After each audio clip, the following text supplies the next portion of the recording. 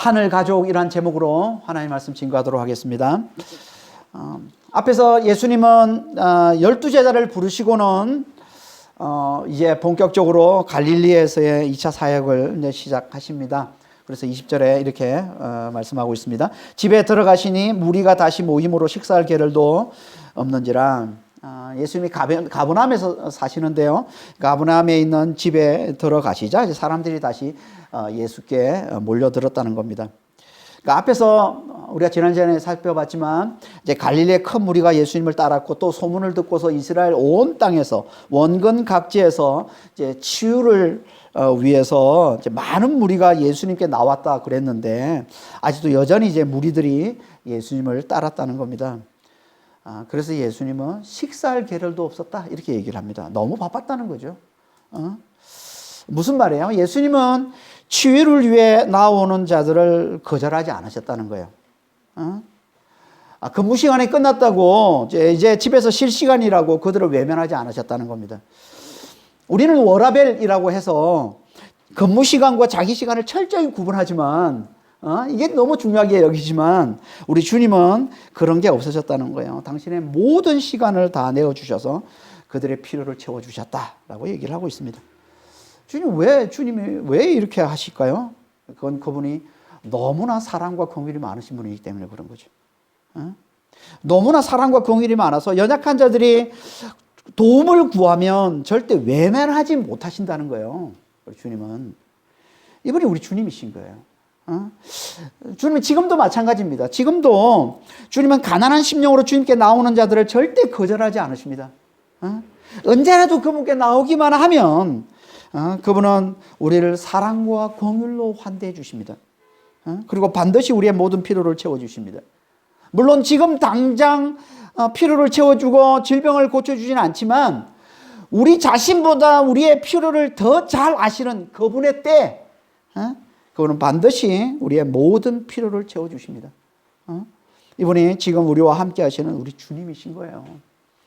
그래서 우리가 주중에 암송한 시편 40편 1절 2절에서 이렇게 말씀하고 있는 거죠. 내가 여호와를 기다리고 기다렸더니 귀를 기울이사 나의 부르짖음을 들으셨도다. 나를 기가 막힐 웅덩이와 수렁에서 끌어내시고 내 발을 반석 위에 두사 내 걸음을 견고하게 하셨도다. 그러니까 우린 그분을 간절히 찾고 신뢰하고 기다리면 된다는 거예요. 그럼 반드시 그분의 때 우리의 모든 필요를 채워주신다는 겁니다. 내가 기다리고 기다렸더니 귀를 기울이사 나의 부르짖음을 들으셨도다. 우리 주님 반드시 들으시고 응답해 주십니다. 우리 필요를 채워주십니다. 이렇게 선하신 주님이신데 이렇게 연약한 자들이 도움을 구하는 자들이 나오면 언제라도 그들에게 외면하지 않으시고 도와주시는 주님이신데 이분께 또다시 지금까지와는 차원이 다른 더 극심한 공격이 나타나더라는 거예요. 그게 예수님의 친족들의 공격과 그리고 예루살렘에서 내려온 서기관들의 공격이라는 겁니다. 이게 21절 이하의 말씀이죠. 21절 한번 보겠습니다. 예수의 친족들이 듣고 그를 붙들러 나오니 이는 그가 미쳤다 하밀러라. 여기 예수의 친족들의 말은 친구도 되고 가족도 됩니다. 하지만 문맥상 보면 31절 이하에 나오는 가족들로 보는 게 맞습니다. 예수의 가족들. 그러니까 이들은 예수의 어머니와 동생들을 말하는 거죠.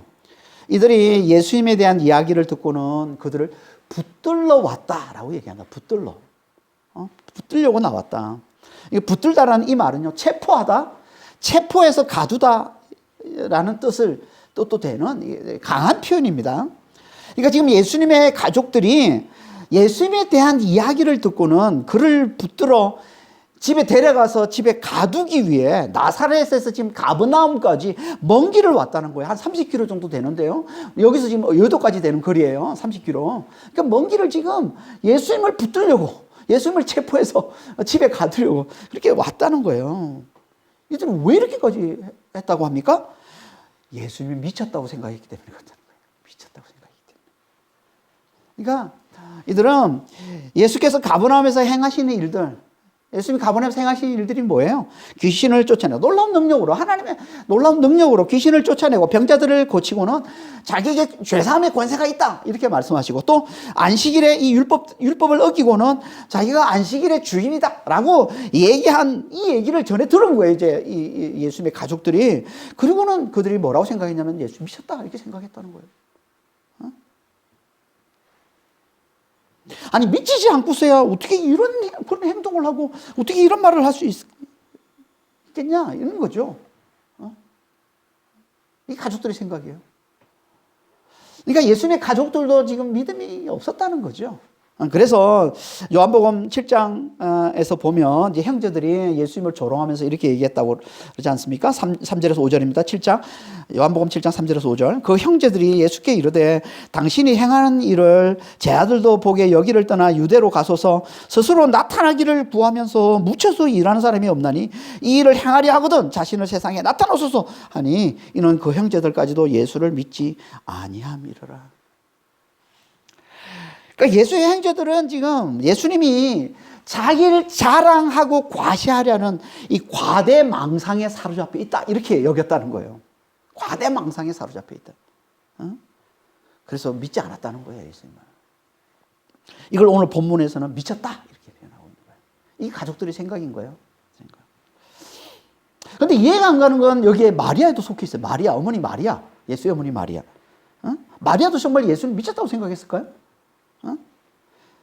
아니었을 겁니다. 왜냐하면 마리아는 예수님에 대한 믿음이 분명했을 테니까.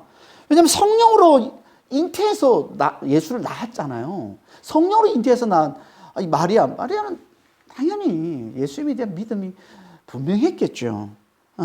그러니까 여기 가족들이 예수가 미쳤다고 생각하고 예수를 잡으러 왔다라고 하는 이 말은 그러니까 형제들이 주도했음을 보여주는 거예요. 그러니까 예수의 형제들이 믿지 않고 있는 이 예수의 형제들이 주도했고 마리아는 거기에 이제 마지못해 따랐음을 이제 보여주고 있는 건데요. 하지만 그래도 마리아의 믿음이 흔들렸음을 보여주고 있는 말씀이에요. 마리아의 믿음이 지금 흔들리고 있음을 보여주고 있는 거예요. 그러니까 예수님의 이 사역을 보면서 그리고 예수님이 당하는 이 비난, 이 공격들을 보면서 믿음이 흔들린 거예요. 마치 세례 요한이 그랬던 것처럼. 세례 요한이 그랬잖아요. 예수님 확실히 믿었잖아요. 내 뒤에 오실 그의 능력이 나보다 능력이 훨씬 더 많아서 나는 그의 신발끈 풀기도 감당하지 못할 자. 그분 앞에 내가 아무것도 안 되다. 그러면서 예수님을 메시아로 확실히 알아봤잖아요. 세례 요한이. 그런데 그런 세례 요한이 나중에 어떻게 합니까? 예수님의 사역을 보고는 예수님이 늘 전도하고 치유에만 집중하는 걸 보고, 그리고 예수님이 오셨는데도 하나님 나라가 온 것 같지 않은, 그가 생각하는, 세례 요한이 생각하는 하나님 나라는 악한 자들을 멸하는 건데, 그런 모습은 전혀 보이지 않는 이런 것을 보면서 믿음이 흔들린 거예요. 그래서 마태복음 11장에 보면 세례 요한이 그 감옥에 갇혀서 세례 요한이 제 아들을 예수님께 보내면서 뭐라고 물어봅니까?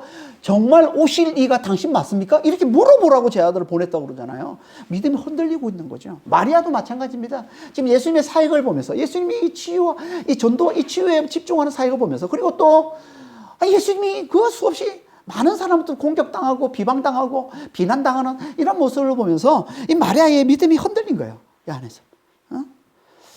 그래서 그를 만류하고 또 예수님을 보호하고자 하는 그 마음으로 다른 아들들과 함께 지금 예수님께 왔다는 겁니다.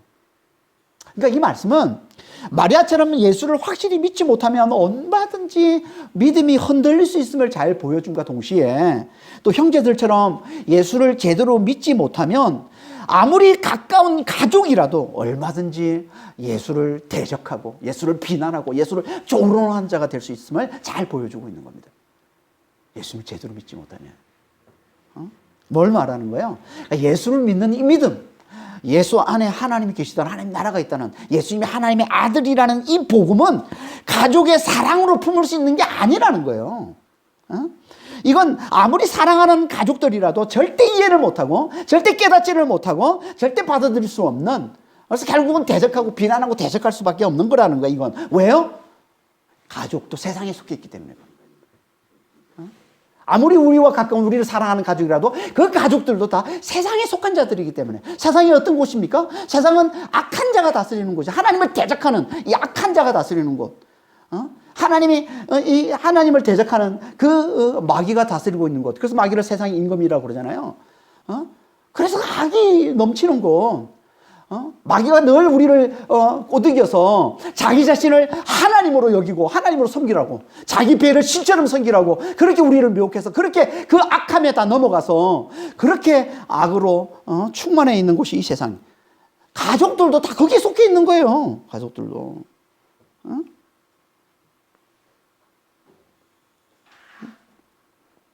그러니까 아무리 가까운 가족이라도 하나님을 대적하는 이 세상에 속해 있으면 절대 하나님의 말씀, 곧 예수의 이 복음을 제대로 깨달을 수가 없다는 겁니다. 세상에 속해 있으면 결국 예수를 비난할 수밖에 없고 대적할 수밖에 없다는 거예요. 그래서 예수님이 그러신 거예요. 요한복음 15장 18절에 세상이 너희를 미워하면 너희보다 먼저 나를 미워한 줄을 알라. 마태복음 10장 35절에도 내가 온 것은 사람이 그 아버지와 딸이 그 어머니와 며느리가 그 시어머니와 불화하게 하려 함이라. 내가 온 것은 다투게 하려고 왔다고 예수님이 이렇게 말씀하고 있어요. 지금 무슨 말씀이에요? 이 말씀이 아무리 가까운 가족이라도 세상에 속해 있는 한, 이 마귀가 다스리고 있는 이 세상에 속해 있는 한 그들은 예수와 예수께 속한 자들을 미워할 수밖에 없다는 거예요.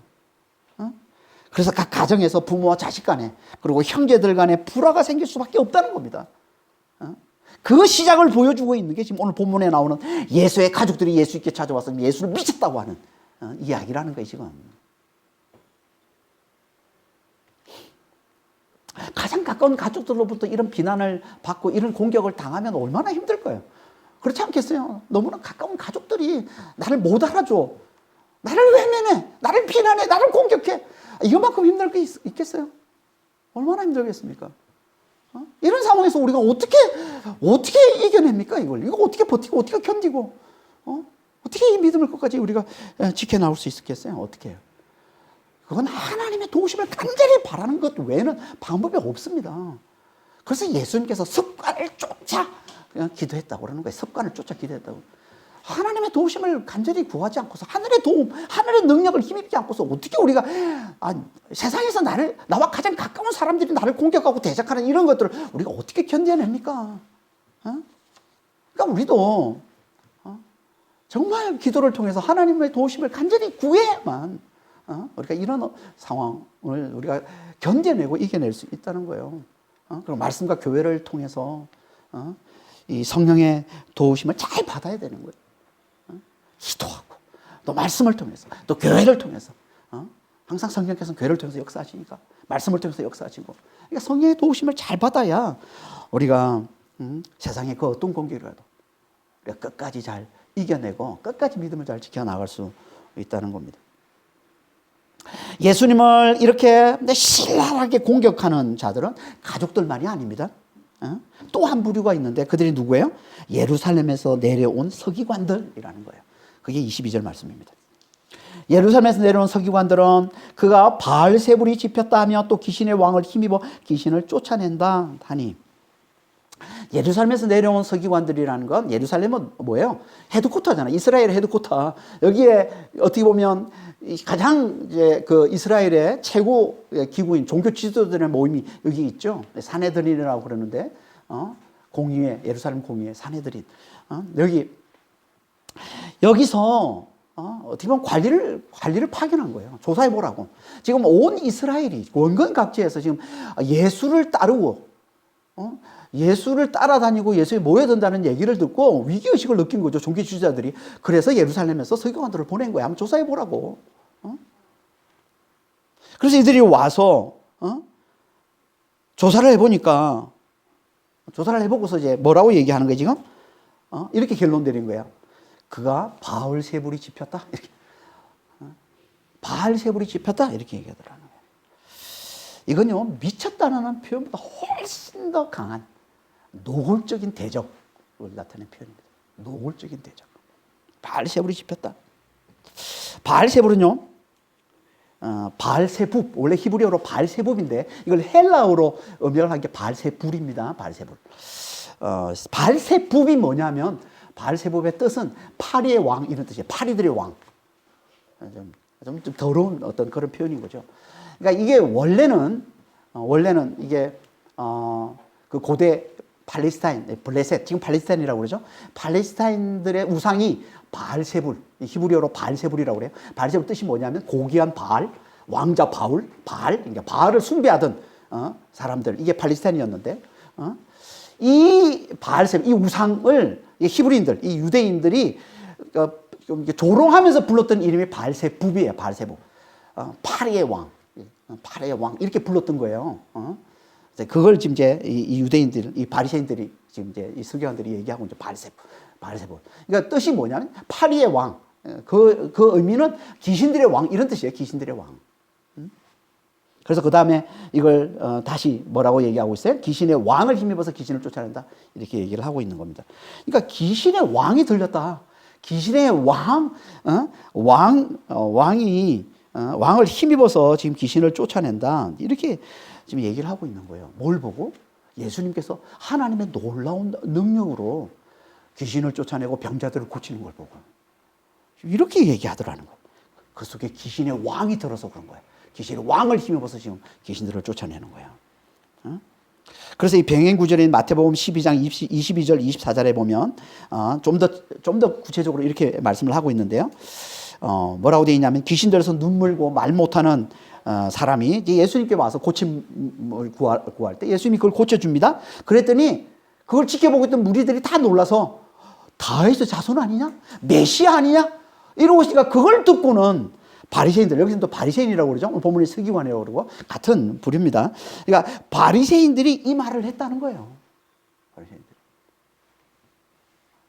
그러니까 예수님이 귀신을 쫓아내고 병자를 고치는 이거는 누가 봐도 무리들은 다 물어본 거예요. 이게 다윗 자손 예수 메시아다, 하나님 보내신 자다 이렇게 보고 있는데 그 말을 듣고는 이 바리새인들, 이 서기관들은 아니야, 이거는 귀신의 왕을 힘입어서 그런 거야, 바알세불을 힘입어서 그런 거야 이렇게 얘기하더라는 거예요. 뭘 보여주는 거예요 이게?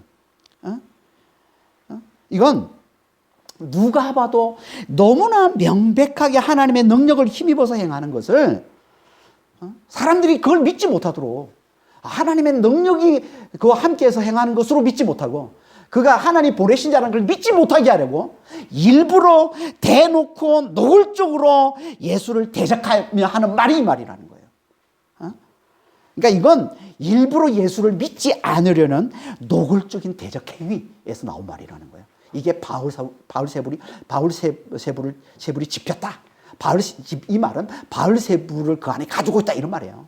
그러니까 바울세불을 힘입어서 귀신을 쫓아낸다. 그러니까 귀신의 왕이 들렸다. 귀신의 왕이 들어가 있다. 이렇게 얘기를 하고 있는 거예요 지금. 이건 엄청난 노골적인 대적 행위인 거죠. 그래서 예수님이 그들을 불러다가 비유로 이렇게 말씀하셨다고 그러죠. 23절에서 26절입니다. 예수께서 그들을 불러다가 비유로 말씀하시되 사탄이 어찌 사탄을 쫓아낼 수 있느냐. 만일 나라가 스스로 분쟁하면 그 나라가 설 수 없고, 만일 집이 스스로 분쟁하면 그 집이 설 수 없고, 만일 사탄이 자기를 거슬러 일어나 분쟁하면 설 수 없고 망하느니라. 같은 말을 지금 3번 반복해서 지금 강조해서 얘기하는 거예요. 지금 말도 안 되는 소리를 하고 있다 이 얘기하는 거죠 지금. 앞에서 귀신의 왕이라고 했던 이 바리새인들이 귀신의 왕이라고 했던 걸 예수님이 지금 뭐라고 표현하고 있어요? 사단, 하나님을 대적하는 사단이라고 얘기를 하고 있는 거예요 지금. 그러면서 어떻게 사단이 사단을 쫓아낼 수 있느냐? 파리한 나라가 스스로 분쟁하면 망하지 않냐? 집도 스스로 분쟁하면 자기끼리 다투면 망하지 않냐? 사단도 마찬가지예요. 사단도 스스로 사단이 사단을 쫓아내면 스스로 분쟁하는 것이고, 그러면 당연히 망하는 건데 어떻게 이렇게 말도 안 되는 얘기를 하냐 이런 얘기죠 지금. 그러니까 이거는 너희가 일부러 나를 믿지 않고 남들도 다른 사람들도 나를 믿지 못하게 하려고 억지를 부리는 거라는 거예요. 이거는 일부러 고의적으로 대놓고 노골적으로 나를 대적하는 것밖에 되지 않는다는 거예요 지금. 그러면서 예수님께서 실상을 말씀했어요. 이건 내가 사단을 힘입어서 지금 이 사단을 쫓아내는 게 아니라 실상은 이거다라면서 실상을 말씀해 주시는데 그게 27절 말씀이에요. 27절 한번 보겠습니다. 사람이 먼저 강한 자를 결박하지 않고는 그 강한 자의 집에 들어가 세간을 강탈하지 못하리니 결박한 후에야 그 집을 강탈하리라. 비유의 말씀입니다. 비유. 강한 자가 누굴까요? 사람이 강한 자의 집에서 강한 자를 결박하지 않고는 그 강한 자의 세간을 넉탈하지 못한다. 철저하게 빼앗지를 못한다. 이런 말인데요.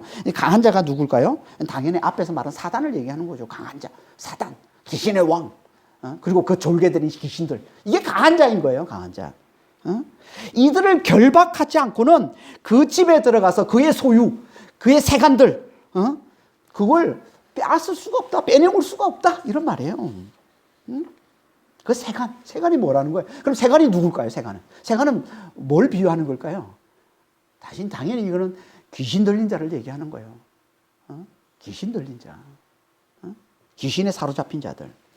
그러니까 이건 지금 예수님께서 당신이 지금 귀신을 쫓아내는 건 사단이 사단을 쫓아내는 게 아니라 더 강한 자가 강한 자인 이 사단과 귀신을 결박하고서 그 집에 들어가 그의 소유된 자들을 빼내오는 거다라고 얘기하고 있는 거예요, 지금. 그 더 강한 자가 나타나서 강한 자인 사단과 그 졸개들, 그 귀신들, 그들을 결박하고서 그의 소유가 된 그 귀신에 사로잡힌 자들, 그들을 건져내는 거다. 그걸 끄집어내는 것이다. 라고 얘기하고 있는 거예요. 그러면 더 강한 자가 누구라는 거예요? 예수님이죠. 더 정확히 말하면 더 강한 자가 누굴까요? 예수 안에서 역사하시는 성령이시라는 거예요. 예수 안에서 역사하시는 성령. 그래서 병행 구절인 마태복음 12장 28절 29절에 이렇게 얘기하고 있습니다. 그러나 내가 하나님의 성령을 힘입어 귀신을 쫓아내는 것이면 하나님의 나라가 이미 너에게 임하였느니라. 사람이 먼저 강한 자를 결박하지 않고서야 어떻게 그 강한 자의 집에 들어가 그 세간을 강탈하겠느냐? 결박한 후에 그 집을 강탈하리라. 같은 말씀을 지금 하고 있는 거라는 거예요. 지금 28절, 29절이. 그러니까 지금 성령을 힘입어서 귀신을 쫓아내는 것이면 하나님 나라가 이미 임한 것이고, 이게 곧 더 강한 자가 강한 자를 결박하여 그 세간을 강탈해내는 것이다. 라는 그런 의미라는 거예요, 이게. 그러니까 더 강한 자가 누구라는 거예요? 성령이시라는 거예요. 강한 자, 사단을 결박하는 더 강한 자, 성령이시라는 거예요. 그러니까 예수님이 지금 내게 성령이 임했어요. 내가 성령의 능력으로, 성령을 힘입어서 귀신을 쫓아내는 거야. 이게 곧 더 강한 자, 사단과 졸개들을 결박하고서 그 귀신을 끄집어내고 구원해 주는 것이다. 라고 얘기를 하고 있는 거예요. 진짜 강하신 분이 성령이시라는 거예요. 성령이 임하면 사단이 결박당한다. 사단은 꼼짝 못해. 아무 힘도 못 쓴다는 거예요. 성령이 임한 곳에. 그러니까 우리가 지금 성령이 우리 안에 임했잖아요. 우리는 성령으로 사는 자 아닙니까? 성령으로 사는 자는 그건 뭐라는 거예요? 사단이 결박당했다는 거예요. 우리가 우리에게 이 죄와 사망의 이 고통과 이 슬픔과 이 환난을 가져다 주는, 이 질병을 가져다 주는 이 사단은 이미 결박당했다는 거예요. 성령이 임한 자들은, 성령이 함께하는 자들은, 성령으로 사는 자들은 사단이 결박당한 삶을 사는 거예요. 사단이 아무 힘을 못 쓰는 삶을 사는 거예요. 이걸 다른 말로 뭐예요? 하나님 나라를 산다고 그러는 거예요. 하나님 나라. 그래서 로마서 14장 17절에 하나님 나라는 뭐라고 그래요? 하나님 나라는 오직 성령 안에 있는 의와 기쁨과 평강이라고 얘기하는 겁니다. 하나님 나라는 성령 안에 있는 의와 기쁨과 평강이다. 그러니까 우리가 지금 예수를 믿고 성령을 의지해 살고 있다면 우리는 이미 우리 중심에는 뭐야? 하나님 나라가 있다. 우리 중심에는 사단이 결박당한 거예요. 사단은 아무 힘도 못 써요. 사단은 떠나간 거예요. 사단하고는 아무 상관없는 자가 된 거예요. 우리 중심에는 이미 성령 안에서 하나님 나라를 누리는 자가 됐다는 거예요. 의와 기쁨과 평강을 누리는 자가 됐다는 거예요. 우리 중심에는 이게 믿는 자, 이게 성령으로 사는 자, 이게 성령이 함께하는 자라는 말이에요. 이게 우리 실상이라는 겁니다. 이게 너무 중요한 거예요, 이게. 예수를 믿는 자는 그 중심에, 그 마음에 이미 하나님 나라가 임한 거예요. 성령이 임하심으로 이미 하나님 나라, 이미 사단은 결박당했어요. 이제는 사단은 아무 힘도 못 써요, 거기에. 우리에게 아무 힘도 못 쓰는 거예요. 이게 이미 우리 중심에 일어나는, 우리 마음의 중심에 일어나는 일이라는 거예요. 이건 절대 변하지 않아요. 이건 절대 바뀌지 않아요. 세상이 두 쪽 나도 바뀌지 않는 겁니다. 이게 우리의 실상이에요. 그러니까 우리는 이걸 늘 확인해야 되는 거예요. 기도와 말씀으로 늘 확인해야 되는 거예요. 여러분, 이걸 확인하면 이기는 겁니다. 이걸 확인하면 우리는 사단은 절대 어떻게 할 수 없어요. 사단이 가지고 있는 무기는 이제 결박당한 그가 가지고 있는 무기는 이제 우리를 속이는 것밖에 없는데, 속이는 것밖에 없어요. 사단이 할 수 있는 능력, 우리에게 믿는 자에게, 예수를 믿는 성령을 가진 자에게 할 수 있는 무기는 속이는 것밖에 없어요. 속이는 능력밖에 없는 이 사단에게 속아서 또다시 정죄에 빠져 늘 불안과 고통과 슬픔을 당하는 삶을 살지 않는 비결, 이걸 확인하는 것밖에 없습니다. 내 안에 성령이 계시다는 것, 내 안에 예수님이 계시고 예수 안에 성령이 계시다는 것, 하나님 나라를 누리며 사는 자라는 것, 의와 기쁨과 평강을 이미 누리며 사는 자라는 것, 이걸 확인하는 것밖에 없습니다. 기도와 말씀은 이걸 확인하는 거예요. 그래야 우리가 속이는 능력밖에 없는 그 사단에게 속아서 더 이상 자기를 정죄하고 정죄에 빠져서 불안 가운데, 염려 가운데, 고통 가운데, 슬픔 가운데 사는 이런 인생, 이런 삶을 살지 않는다는 겁니다. 그런데 너무나 많은 사람들이 예수를 믿는다고 하면서도 여전히 사단에게 속아서 넘어질 때가 얼마나 많습니까? 우리 모습 아니에요? 얼마나 자주 사단에게 넘어갑니까? 얼마나 자주 정죄에 빠지고, 얼마나 자주 두려움에 빠지고, 얼마나 자주 불안에 떨고, 고통과 슬픔에 빠지고 그렇게 살아가고 있습니까? 사단에게 속아서. 여러분, 이게 우리의 모습 아니에요? 늘 자기를 정죄하는 모습들이 얼마나 많습니까? 조금만 조금만 실수해도, 뭔가 조금만 일이 틀어지고 어려도 자책하고 정죄하고 불안해하고 두려워하고, 이게 다 사단에게 속는 거예요. 왜 이렇게 우리가 사단에게 속습니까? 왜 이렇게 사단에게 넘어갑니까? 왜? 이거는 딱 하나예요. 내 안에 그리스도가 사심을 모르기 때문에 그런 거예요. 내 안에 예수님이 살고 계심을, 예수 안에서 성령이 살고 계심을, 성령 안에서 하나님 나라를 누리며 사는 자임을 내가 모르기 때문에.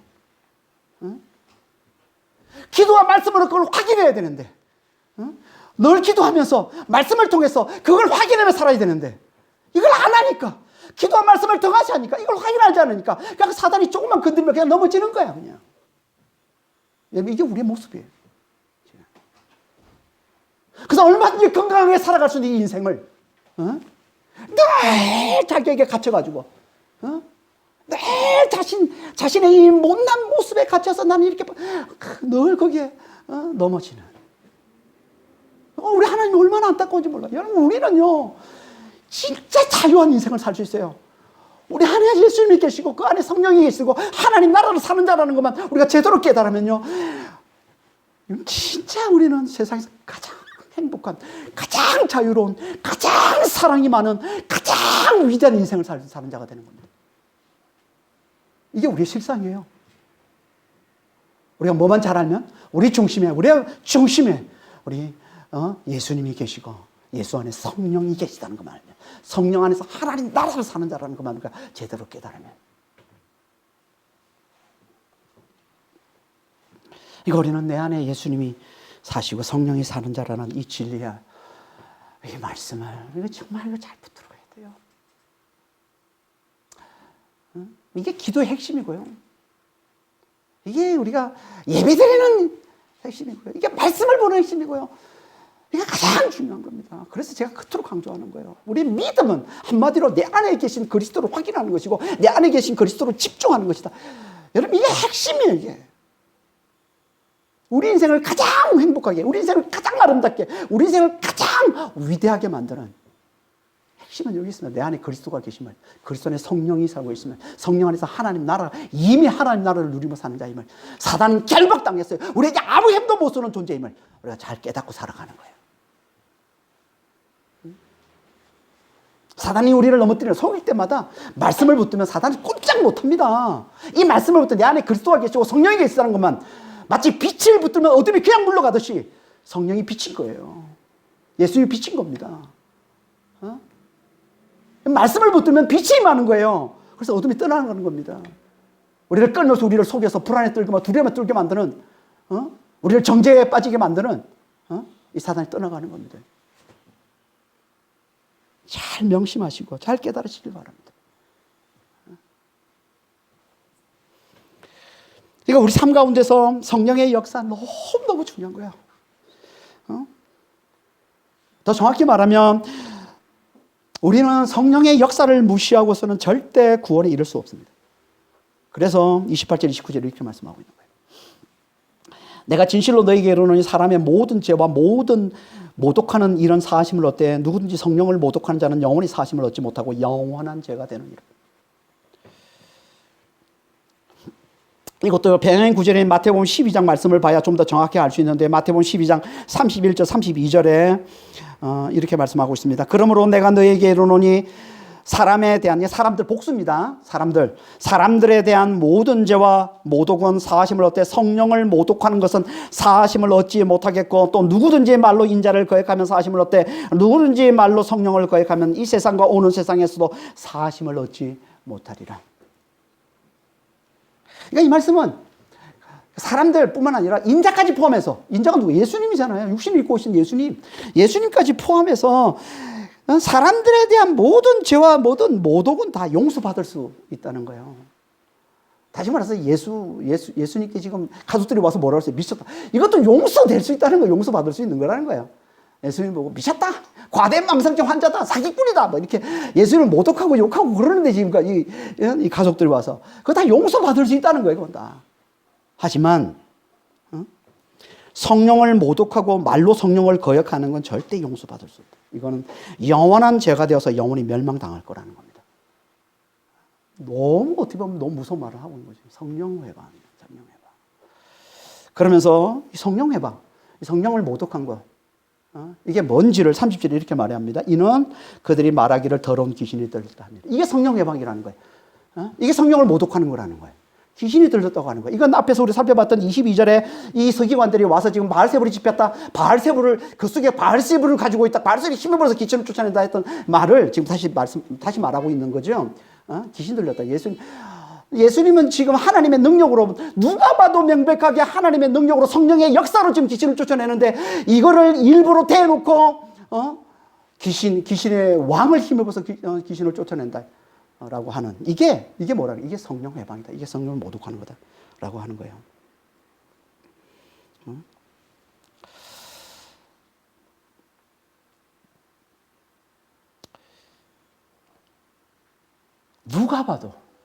누가 봐도 너무나 분명하게, 너무나 명백하게 하나님의 능력을 힘입어서 행한 일을, 그렇잖아. 예수님이 하신 이 일이 귀신을 쫓아내고 병자들을 고치고, 아까 우리가 마태복음 12장에서 읽어봤던 그 일들이, 예수님이 귀신이 들려서 눈 물고 안 못 보고 그리고 안 들리고 한 그 병자들을 고쳐주시는, 이건 그럼 모든 사람들이 보면서 뭐라고 그랬어요? 다윗의 조선 아니냐? 누가 봐도 이게 상식인 거죠. 와가지고 귀신을 쫓고서 병자를 고쳐주는 게 당연히 이거 하나님이 보내신 자구나 이렇게 여기는 게 당연한 건데, 그걸 보고서 옆에서 아니야, 저거는 귀신의 왕을 힘입은 거야, 저거는 바알세불이 힘입은 거야, 귀신의 왕을 힘입어서 귀신을 쫓아내는 거야, 이러고 있는 거야. 이거는 뭐예요? 일부러 대놓고 자기가 하나님을 믿지 않으려고, 예수를 부인하려고, 예수님을 대적하려고 하는 말이라는 거죠. 이거는 자기도 안 믿고, 고의로 안 믿고, 일부러 안 믿고, 남들도 못 믿게 하려고 하는 이 너무나 노골적인 대적행위. 이게 성령을 해방하고 말로 성령을 거역하는 거라는 겁니다. 그러니까 성령 해방은요, 잘 몰라서 실수로 몇 번 말씀을 거역하고 또 목사를 욕하고 교회를 욕하고 이런 게 아니라, 성령 해방은 성령 해방은 뭐라고요? 누가 봐도 너무나 명백하게 하나님 하시는 일인데도, 하나님 하신 일이라는 걸 너무나 잘 알면서도, 그러니까 일부러 믿지 않으려고. 그냥 하나님이 너무 싫어서, 내 삶을 망치는 그 하나님, 내 삶을 엉망으로 만들 것 같은 그 하나님, 내가 가지고 있는, 내가 누리고 있는, 내가 좋아하는 이 세상의 이 쾌락, 세상의 이 좋은 것들, 이런 것들을 마치 못하게 막고 가로막고, 그런 하나님 너무 싫어서, 그런 예수님이 너무 꼴보기 싫어서, 그냥 일부러 대놓고 노골적으로 하나님을 거부하고 하나님을 부인하고 예수님을 부인하고 예수님을 대적하는 거예요. 이게 성령 해방이라는 거예요. 성령의 역사가 너무 분명한데도 일부러 대놓고 부인하고 거부하는 거예요. 여러분, 우리의 구원은 성령의 역사로 이루어집니다. 우리의 구원은 성령의 역사로 이루어집니다. 우리가 구원을 받고 구원 안에서 행하는 모든 일은 다 성령의 역사로 이루어집니다. 그래서 고린도서 12장 3절에 이렇게 말씀하고 있어요. 하나님의 영으로 말하는 자는 누구든지 예수를 저주할 자를 하지 아니하고 또 성령으로 아니하고는 누구든지 예수를 주시라 할 수 없느니라. 성령으로 아니하고는 누구든지 예수를 주시라 할 수 없느니라. 우리가 예수님을 주님이라고 부르는 건요, 여러분이 한 것 같죠? 성령이 하시는 거예요. 우리가 제대로 예수를 주님으로 알아보고 주님으로 부르는 거예요. 성령이 하시는 거예요. 우리가 주님 앞에 나와서, 예수님 앞에 나와서 엎드리는 거 성령이 하시는 일입니다. 예배 드리는 거 성령이 하시는 일입니다. 기도하고 우리가 말씀에 귀 기울이고 말씀을 더 열심히 들으려고 하는 거 성령이 하시는 일입니다. 우리의 모든 구원의 이런 성령이 하시는 일입니다. 성령의 역사로 이루어지는 겁니다. 그런데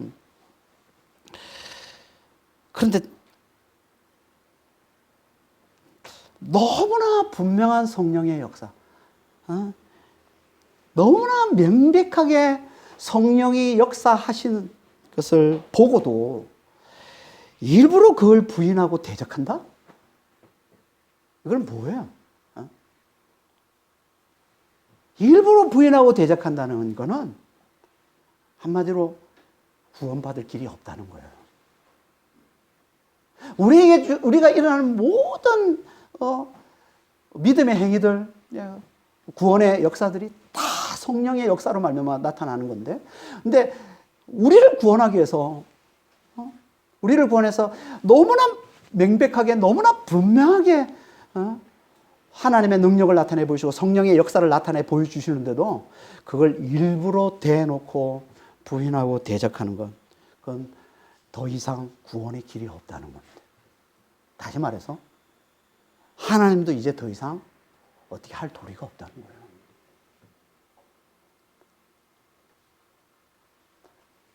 성령께서 놀라운 능력으로 하나님의 능력을 확실하게 나타내 보여주는데도 그걸 대놓고 일부러 노골적으로 부인하고 대적하면 하나님도 어떻게 할 수 없다는 거죠. 그래서 영원한 멸망이라고 그래요. 영원한 멸망. 이게 성령 멸망인 거예요. 그러니까 우리가 지옥에 가는 건요, 지옥에 가는 건 어쩌다 실수해서 가는 게 아닙니다. 그렇게 해서 가는 게 지옥이 아니에요. 마치 수능 시험에서, 다음 주 시험인데, 수능 시험에서 간발의 차이로 떨어져서 지옥에 떨어져. 이런 일은 절대 없습니다. 이거 좀 했으면 천국에 갈 수 있는데, 요거 못해서, 이거 조금만 더 했으면 그런 거 없어요. 그렇게 해서 지옥 가는 거 아닙니다. 지옥 가는 건요, 너무나 명백하게 하나님께서 당신의 살아계심과 당신의 능력을 나타내 보여주시는데도 그걸 일부러 의도적으로 고의로 대놓고 부인하고 대적해서 들어가게 되는 거, 이게 지옥인 겁니다. 우리 하나님은 당신의 살아계심과 당신의 능력을 명백하게 나타내 보여주십니다. 일반 계시로 또 특별 계시로 보여주십니다. 우리가 자연 만물을 볼 때, 그 아름다움을 보고 그 위대함을 볼 때,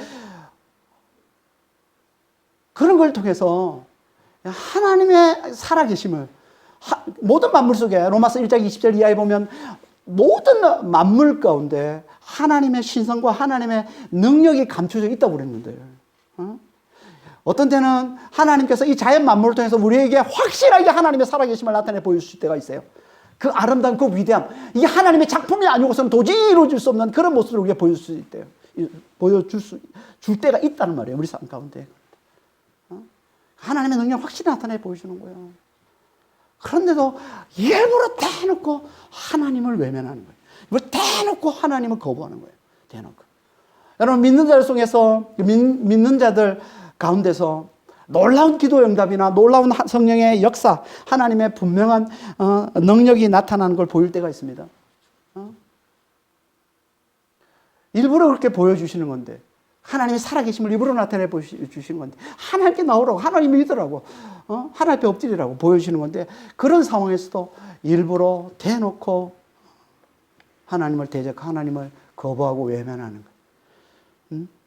그냥 자기의 지금 현재 이 삶이, 지금 내가 누리고 있는 이 쾌락, 지금 살고 있는 이 삶이 너무 좋아서 하나님이 그걸 방해하고 하나님을 그걸 회방하는 존재로밖에 보이지 않아서 그냥 무조건 하나님이 싫은 거예요. 무조건 예수님이 싫은 거예요. 그래서 대놓고 일부러 바리새인들이 귀신의 왕을 힘입어서 귀신을 쫓아낸다고 한 것처럼 대놓고 하나님을 부인하고 하나님을 거부하는 거예요. 그렇게 해서 들어가게 되는 게 이게 지옥인 것이지, 뭐 우리가 몇 번 실수해가지고 잘 몰라가지고 그렇게 들어가는 거 아닙니다. 지옥은. 이 시대에 대놓고 하나님을 거부하고 하나님을 부인하고 노골적으로 하나님을 대적하는 모습들이 얼마나 많은지 몰라요. 옛날에는 하나님이라는, 하나님을 욕하고 하나님을 모욕하고 하는 거 대단히 두려워했어요. 그래서 감히 그렇게 말을 못했습니다. 하지만 언제부턴가 모르게 언제 대놓고 하나님에 대해서 부인하고 하나님을 모독하는, 예수님을 거부하고 예수님을 대놓고 예수님을 부인하고 예수님을 대적하는 이런 말들을 서슴지 않고 행하는 모습들이 너무 많습니다. 대놓고 하나님 없어. 하나님을 욕하고 모독하는 일들이 얼마나 많습니까? 그러니까 갈수록 세상이 악해져 있음을 보이는 거예요. 갈수록 세상은 더 악해져 있음을 잘 보여주고 있는 거죠. 그런 모습들이. 그러니까 우리는 절대 성령을 해방하면 안 되는 거예요. 성령을 해방하면 안 되는 거예요. 하나님께서 누가 봐도 명백하게 하나님의 능력으로 나타내 보여주시는 그런 걸 볼 때는 그 앞에 겸손해야 돼요. 그런 걸 볼 때는 입을 닫아야 되는 거예요. 그 전에 잘 모를 때는 내가 하나님을 부인하고 예수를 대적하고 했더라도 그게 보이면 명백하게 하나님께 누가 봐도 하나님의 작품이야, 누가 봐도 하나님이 하신 일이야 라는 것을 드러내 보일 때는 그 앞에 입을 닫아야 되는 거예요. 그런 상황에서도 뻔뻔하게 하나님을 모욕하고, 그래 하나님 안 계셔, 그래도 하나님은 없는 거야, 하나님이 계시다면 이런 세상에 생길 수가 없어 라면서 뻔뻔하게 하나님을 욕하고 하는 것은 내가 지옥의 자식임을 보여주고 있는 거죠.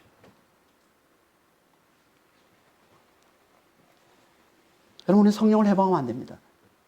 그럼 결국 우리는 지옥 자식이 되고 맙니다. 그래서 오늘 병행 본문인 마태복음 12장에서, 마태복음 12장, 오늘 본문에 나오지 않지만 마태복음 12장에서 오늘 본문에 이 말씀을 하고 난 다음에 성령 해방의 이 말씀을 한 후에 예수님께서 이들을 향해서 뭐라고 부르냐면 독사의 새끼들아, 독사의 자식들아 이렇게 부르는 거예요.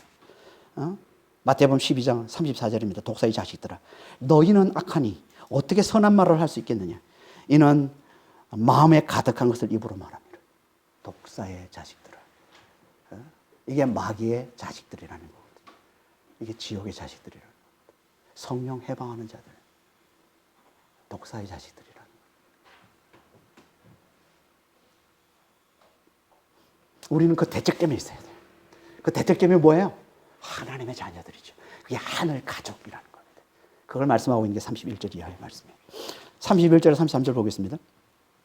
그때 예수의 어머니와 동생들이 와서 밖에 서서 사람을 보내어 예수를 부르니 무리가 예수를 둘러 앉았다가 여짜오되 보소서 당신의 어머니와 동생들과 누이들이 밖에서 찾나이다. 대답하시되 누가 내 어머니며 동생들이냐 하시고, 예수님 앞에서 이제 예수님을 미쳤다고 생각해서 예수님을 잡으러 온 예수의 가족들이 지금 가족들이 예수님께 왔어요. 이제 와가지고 사람들을 보내서 예수님을 부릅니다. 그러니까 사람이 예수님을 가가지고 당신의 어머니와 당신의 동생들이 왔습니다. 그랬더니 예수님이 그 얘기를 듣고서 하는 말이에요. 누가 내 어머니고 누가 내 형제들이냐.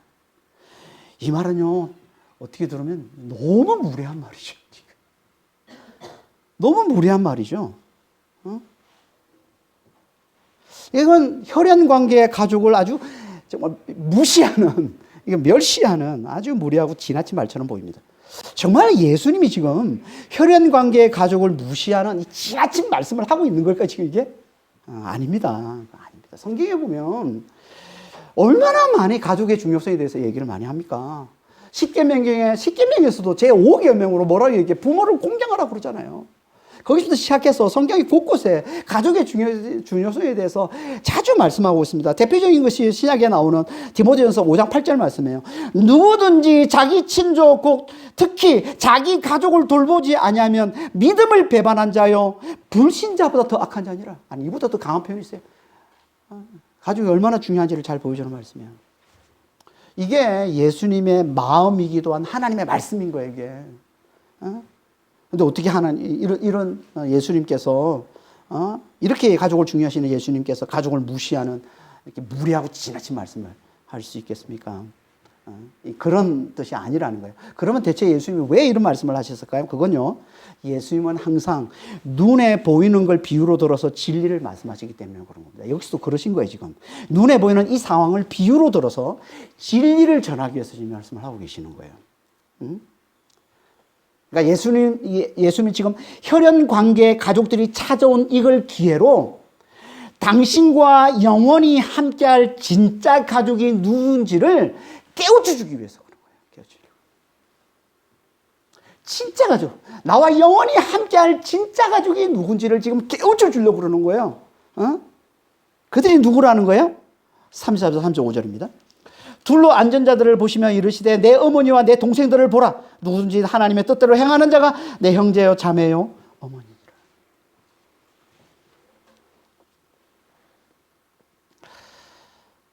예수님의 말씀을 들으려고 지금 둘러 앉아 있는 자들, 이들이 누구예요?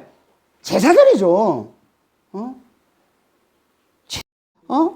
제자들에게 하시는 말씀이에요. 지난주에 우리가 살펴봤던 12제자로 대표되는 예수님을 따라다니는 제자들에게 하시는 말씀이에요. 이들이 영원히 나와 함께할 진짜 가족들이라는 거예요. 그러니까 이건 제자들에 대한 예수님의 극찬인 겁니다. 그러니까 당신께 지금 제자들이 얼마나 소중한 존재인지를 말씀해 주고 계신 거예요. 너희가 영원히 나와 함께할래 진짜 가족이야. 제자들이 얼마나 이 말씀을 듣고 얼마나 큰 힘을 얻었겠어요. 너희가 진짜 내 가족이야. 나와 영원히 함께할 진짜 내 가족이야. 그러니까 앞에서 지금 성령 해방의 이 강한 공격을 받고 난 상태잖아요, 지금. 그런 후에 제자를 보니까 더 귀해 보였겠죠. 아니, 성령을 해방하는, 대놓고 하나님을 대적하는 이런 자들을 공격을 받았는데, 아니, 그런 자들이 있는데, 그와는 너무나 다른, 자기를 따르고 자기를 믿고 자기를 따르는 이 제자들을 보니까 너무 귀해 보이잖아요. 이렇게 귀한 존재. 이들이 제자들이라고 얘기하고. 제자들. 근데 이 제자들을 또 다른 말로 누구라고 얘기합니까? 하나님의 뜻대로 행하는 자들이라고 얘기합니다. 그러니까 예수의 제자가 되는 것, 이게 곧 하나님의 뜻대로 행하는 거라는 거예요. 아니, 하나님의 뜻대로 행하는 게 이렇게 쉬운 거야? 쉬운 거예요. 하나님의 뜻대로 행하는 게. 많은 사람들이 하나님의 뜻대로 행하는 게 뭔지를 몰라가지고 되게 고민하고 어려워하고 있는데, 아니, 단순합니다. 간단합니다. 예수의 제자가 되면 되는 거예요. 예수 제자가 되면. 예수님은 하나님의 뜻대로 행하는 걸 더 간단하게, 더 쉽게 말씀하시는 거 아십니까? 요한복음 6장 29절에 이렇게 말씀합니다. 예수께서 대답하여 이르시되 하나님께서 보내신 이를 믿는 것이 하나님의 일이라. 하나님의 뜻대로 행하는 하나님의 일이라는 거예요. 뭐가? 예수를 믿는 게, 하나님이 보내신 자 예수를 믿는 게, 이게 하나님의 뜻대로 하나님의 일이라는 거예요. 사람들이 와 예수님께 어떻게 우리가 하나님 일을 할 수 있습니까? 라고 물었더니 예수님이 하시는 말씀이거든요. 이게 어떻게 우리가 하나님 일을 할 수 있습니까? 나를 믿는 게 하나님의 뜻대로 행하는 하나님의 일이야. 얼마나 간단합니까? 얼마나 쉽습니까? 예수를 잘 믿는 게. 여러분, 예수를 잘 믿기만 하면 되는 거예요. 하나님의 뜻대로 행하는 삶을 살기를 원하세요? 하나님이 정말 기뻐하는 삶을 살기를 원하세요? 그럼 예수를 잘 믿으면 되는 거예요. 그분이 진짜 하나님이 보내신 자임을, 그분이 진짜 하나님의 아들이심을, 그분이 진짜 메시아이심을, 그분이 진짜 그리스도이심을, 그분 안에 정말 하나님의 나라가 있음을 제대로 믿기만 하면 된다는 거예요. 그러면 이게 예수를 따르는 제자가 되는 것이고, 여러분, 제자됨의 핵심이 지난 시간에 우리가 살펴보지 않았습니까? 제자됨의 핵심이 뭐예요? 믿음이라잖아요. 믿음. 예수님께 제자들을 부르신데 두 가지 목적으로 부르셨습니다. 첫 번째는 함께 있기 위해서, 자기와 함께 있기 위해서, 자기와 함께해서 친밀히 사귐으로, 친밀한. 우리는 지금 예수님이 육신으로 함께 할 수 없으니까 우리는 어떻게 기도를 통해서 그분과 친밀히 사귐으로, 그분께 집중함으로, 그분의 말씀, 그분이 집중할 때 그분의 말씀을 통해서 그분의 임재와 그분의 생각과 그분의 행동을 잘 살피고 보고 배워서 그분이 하나님의 아들이심을, 사랑과 능력이 너무나 많으신 하나님의 아들이심을, 그분 안에 하나님이 계심을, 그분 안에 하나님 나라가 있음을 확실히 깨달아 영생을 누리는 거, 이거 믿음이란 말이에요. 이게 그분이 하나님의 아들이심을 확실히 깨달아 성령으로 말미암아 영생을 누리는, 이게 믿음이란 말이에요. 이 믿음의 열매가 예수의 사명을 함께 감당하는, 전도의 사명을 함께 감당하는 온전한 제자가 되는 거라고 그랬죠. 이게 믿음이에요. 이게 제자됨이란 말이에요. 이게 하나님의 뜻대로 행하는 거란 말이에요. 그러면 이게 예수님과 영원토록 함께하는 진짜 가족이 되는 거예요. 여러분, 영원히 함께해야 진짜 가족이라는 거예요. 여러분, 아무리 가까운 관계라도, 가까운 사이라도 이 혈연 관계의 가족은 영원히 함께할 수 없습니다. 그렇잖아요. 영원히 함께할 수 없어요. 예수를 믿지 않으면 세상에 사는 동안만 함께하지, 영원히 함께할 수가 없습니다.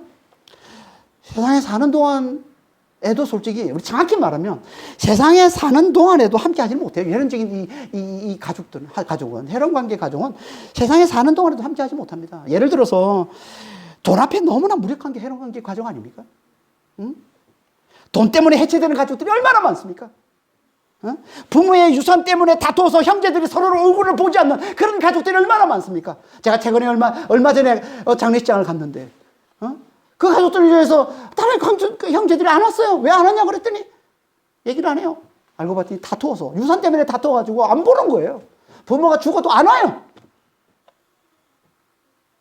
이런 가족들이 얼마나 많습니까? 돈 앞에 너무나 무력한 게, 이게 혈연관계 가족인 겁니다. 이게. 우리는 어떻습니까? 우리는 잘 지내고 있습니까? 가족들이 함께 잘 지내고 계신가요? 그렇다면 그건 가난해서 그런 거예요. 가난해서 그런 거예요. 가난해서. 돈만 많아 보세요. 돈만 주어져 보세요. 돈만 생겨 보세요. 그럼 금방 원수가 됩니다. 이게 세상의 가족 아닙니까? 그러니까 예수를 믿지 않으면 우리의 이 혈연관계의 이 가족 때문에 너무나 연약한 거예요. 너무나 무력한 거예요. 오직 예수를 믿을 때만, 제대로 예수를 믿을 때만 우리는 영원히 함께 하면서 서로 사랑하는 가족이 될 수 있습니다. 왜요? 예수님께서 우리 안에 사셔서 우리가 서로 영원히 사랑하는 힘이 되어 주시기 때문에 예수님이 우리 안에 사셔서. 그러니까 우리는 정말 예수를 잘 믿는 자가 되어야 돼요. 그리고 사랑하는 가족일수록 예수를 잘 믿는 자가 되도록, 예수님을 잘 따르는 제자들이 되도록, 예수님과 친밀한 사귐으로 예수님께 집중하는 자가 되어서 예수님이 하나님의 아들이심을 잘 배우고 이걸 확실히 깨달아 영생을 누리는 이 믿음을 가진 자들이 되도록, 그래서 예수의 사명을 잘 감당하는 자들이 되도록, 그래야 우리가 예수 안에서 영원히 함께하는 진짜 가족이 될 수 있습니다. 하나님과 함께 영원한 구원을 누리는 진짜 가족이 될 수 있습니다. 그렇지 않으면 우리는 다 결국은 성령을 회방하는 자가 되어서 지어짝식이 되고 마는 거예요.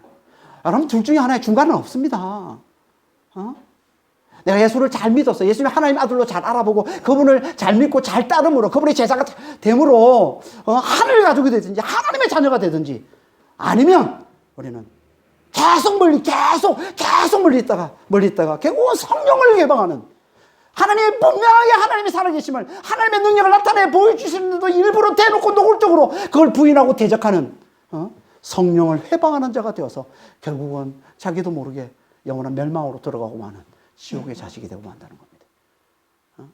모두는 정말 예수를 잘 믿는 자가 되어서, 예수님을 잘 따르는 자가 되어서 예수님과 함께 영원히 함께하는 그런 진짜 가족, 하늘 가족이 다 되시기를 예수님으로 축원합니다.